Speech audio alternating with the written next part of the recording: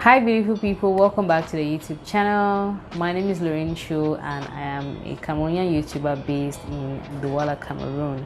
In this video, I'm going to be sharing my birth story or my delivery story with you all.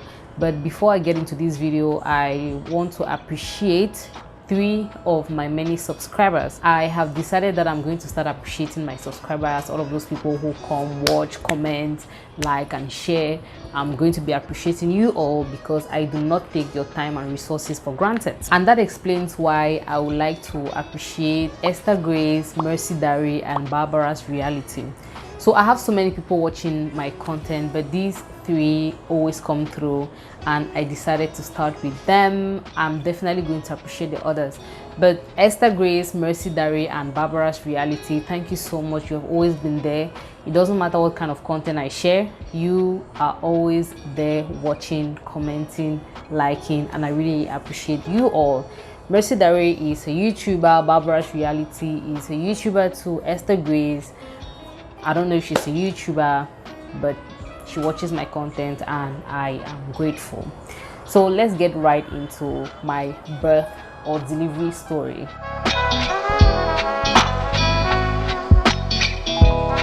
So my delivery date, my due date, which was given to me by the doctor, was August 6th. When I heard this date, or when I came to know that my due date was going to be on August 6th, I was so excited because I am also born in August, and I was like, God, I see you there. You want to give me an August baby, and which is one of the things I've always wanted. I've always prayed and desired at least one of my babies to be born in August. Like, if ever I have a baby, I want the baby to be born in August. As my due date came closer and closer, I was a little bit anxious. I didn't know what this whole delivery is going to be like. I even wanted to go and see what the delivery room looks like, but all of that I could not do it because my mom in Konsamba said, you don't need all of that, I'll be with you all the way. But no matter how much she convinced me, I was still worried in my mind. How is this day going to look like? What does it feel like? So throughout my pregnancy, I have been very, very prayerful. I was committing my pregnancy to the hands of God because I didn't know what it was going to look like. And so on this faithful day, I think it was a Friday the 22nd, I had this urge in me to pray. I don't know, when something is in your spirit, you have this urge, you have this desire to do something. I really felt like I have to pray. I don't know why. I mean, I've been praying throughout the pregnancy, and I always pray, by the way, but this day was a special kind of feeling. So I went ahead to call my mother-in-law because she's a very prayerful woman, and she has been praying for me throughout the journey. So I reached out to her and I told her, you know what, I really have this urge inside of me to pray, and I am actually led to call you to pray with me. So I told her I would like us to pray at midnight, like on that Friday, the 22nd of July. I would like us to pray at night. And then she was like, okay, no problem, fine, you can call me at that time and then we are going to pray. So when I was going to bed that night, I set my alarm and then I said I'm going to wake up at midnight and then I'm going to call her and then we are going to pray. So when I woke up at night, I called. She wasn't available, so I just understood maybe she was tired because she normally wakes up at night to read her Bible, study and pray as well. So I just felt that she might have fallen asleep just few hours ago, so she can't wake up at midnight. So while waiting for her to get back to me, after I tried calling her, I started praying. But on this night, the way I prayed was different. What I did was, I had bought the baby's bed. There was this little baby's bed that I had bought, and there was a baby's dress that I had also bought, both of them. So I decided that this night I was going to pray as though the baby was already here. So I took that baby's bed and I put it by me because I was in Konsamba from my second trimester right up to when I gave birth. So I was sleeping in a room all by myself. So I took the baby's bed and then I put it by me, and then I took the baby's dress and I put it on me. and I was praying and making declarations that I'm going to carry this baby, I'm going to have an awesome delivery. I was just speaking positivity into my delivery because I knew that I'm going to, my due date is coming closer and closer. I'm supposed to give birth around August. I knew that worst case scenario, I was going to give birth like around 4th or 5th of August, even if it's not 6th of August. So, but we are on the 22nd of July at midnight, which means we are going towards the 23rd of July. So after praying that night, I slept with the baby's dress on my chest and with the baby's bed by me. And I slept after praying, and then I suddenly received a call around 4 a.m. It was my mother-in-law. She called me and apologized. She couldn't wake up because she had slept just a few hours ago after her Bible study. So she asked me if we can still pray now. I said yes, why not? So I folded the baby's bed and then I kept it, but I still had the baby's dress on me, and then we prayed. She made declarations, speaking positivity into my delivery day.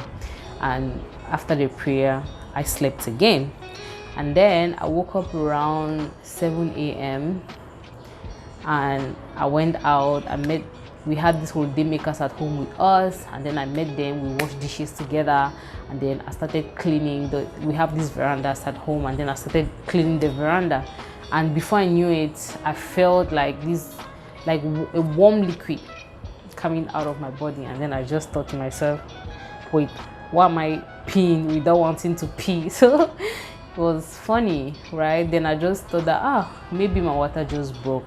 So I rushed into the house, and then I told my mom. I said, Mama, seems as if my water has broken. No, she's like, already? So because we're not expecting it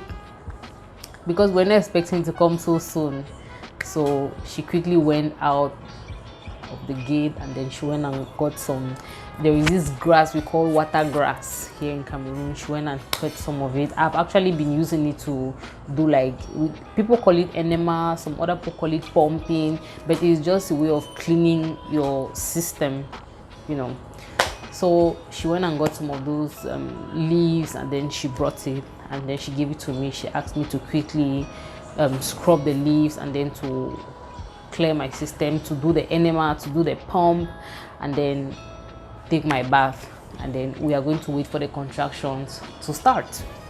So I did exactly that, and I was waiting for my contractions to start. Guess what? No contractions. So 1 hour 30 minutes later, no contractions. So my mom said, I think we have to go to the hospital, or maybe we should wait for the contractions, but let's not keep waiting. We had this neighbor, she's a midwife, so went to her, and then she checked. She did some checks, to check my cervix, and then she said, yeah, the cervix is dilated, but there is still time. Are you feeling any contractions? I said no. She said, but your water has broken. You have to have contractions already. Like when the water has broken, the next thing has to be contractions, and then the baby. When the water has broken and you're not feeling any contractions, or you're not feeling any pains yet, it's not very good for the baby, because the baby might stay there and probably drink some of the water. So whatever the case is, I had to go to the hospital. So she recommended that we go to the hospital already. So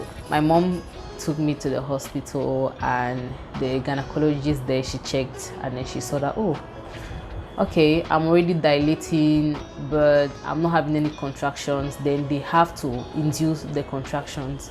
So they gave me a tablet that I took, and they asked me to lie down on my left side. Guys, that left side, I actually lied on the left side, and then I was waiting for the contractions to begin. The contractions were not coming. Hey, I was like, what's happening? I used to hear that when you want to give birth, they'll ask you to walk around. So I stood up, and then I started walking around. So the gynecologist asked me to stop walking and please go and lie down on my left side as she recommended. So that is exactly what I did. I went back and I lied down, and I was waiting for the contractions, and the contractions were not coming. Then suddenly I started feeling some pains. I was like, what's happening? My body is paining. Contraction started. My goodness, I did not believe what was happening. The pains. So I started contracting. I started contractions around, I can estimate it from like 2:30 p.m. The contractions were like spaced out. Then after some time there was no space. Look, throughout the contractions, hey Papa God, those contractions, it's as though somebody is just hitting your stomach. I don't know, like I don't know how to describe contractions honestly, but one thing I know is that it hurts like crazy. You're feeling this pressure on your lower back, like your waist is just like, it's so painful. There's no way to describe it. And the funniest thing about contraction is you don't know when it's going to end, because you don't know if you're actually dilating properly. And then while you're waiting, they'll ask you to, and then while you're waiting for your contractions to be going through and you're waiting for dilation to happen, the gynecologist or the midwife will constantly come and do some checks, and those checks hurt.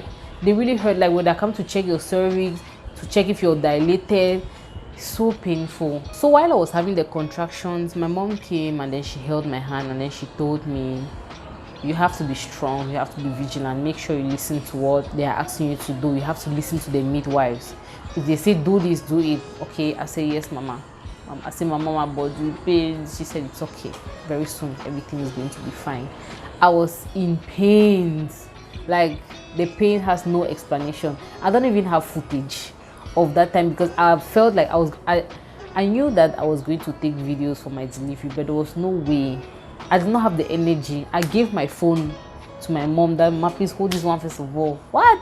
I saw my life, like my life was just standing like that on a thin rope. I was, hey, the pains. So anyway, and also during the contractions, I was having all kinds of feelings. I was feeling as to poo, I was feeling as to pee, I was feeling, everything was happening at the same time. But when I go to the bathroom, I don't feel anything. But when I come back and lie on that left side, the pains come back. So there's something about lying on the left side when you're going through your contractions. I don't know, but it actually helps the baby descend faster, as I hear. So places started getting dark. You know, I had come to the hospital since morning around 11, and my contractions started around 2:30. And now places are getting dark and I'm still in pain. So I was just waiting patiently, and I suddenly had this urge, like to pull, like there was this urge. But I remember that my mom had told me if I feel the urge to pull, I should call the midwife. But I was so scared and I did not want them to come and check my cervix, so I didn't say anything. I stayed quiet.